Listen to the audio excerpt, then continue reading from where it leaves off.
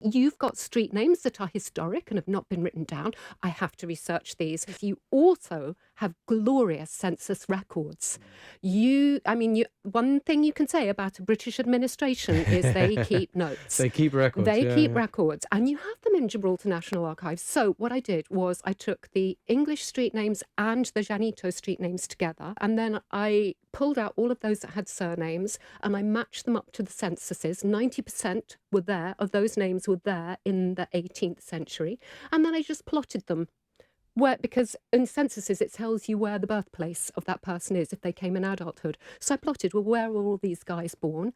And the answer is so clear. You are from the Genoese maritime trading empire. Every single place, apart from Britain, Minorca, Tetuan. Effectively, you civilians have a very traceable heritage. It's audible in your voices. We can hear, as my colleague Brechtje is here to explain to us, we can hear that you're not the same as the Spanish and you're not the same as the English. So we can hear this Genoese maritime empire in your voices, but we can also trace it in the records. And so I'm excited what I've been doing this morning is just pulling out lots of court cases, wills, letters. We're going to show you the evidence across the 18th century, the 19th century into the 20th, and then we can hear it. There are a great number of features, and both in your English, because that's really Gibraltarian English, it's not quite the same, although some people do speak Southern British English, others speak in a slightly different way, as Manuel does, for instance. But of course also in your Llanito. So people often think that Llanito is sort of, Linense. Well, of course it has features in common, but it's not the same language. We also have our professor of Spanish, and she's very interested in Hakatia, which is the Judeo-Spanish spoken in Morocco.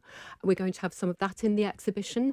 She's also a specialist in Andalusian Spanish. And what's interesting about Andalusian, obviously that's a big catch-all label. It's a vast area and the dialects are not the same over it. But the one thing that we can say is within Spain, that's held in low prestige, within low social prestige. And this is something that Llanito has suffered from, low social prestige. And this is simply, there's nothing linguistic about this. This is everything to do with society, everything to do with politics.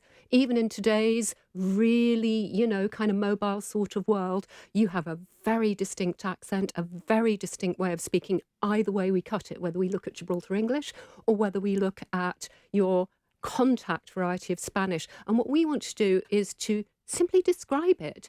There's never been a really comprehensive, proper survey getting an age range of speakers and, analysing it from a phonological point of view, which is the accent, or from a word point of view, or from a grammatical point of view.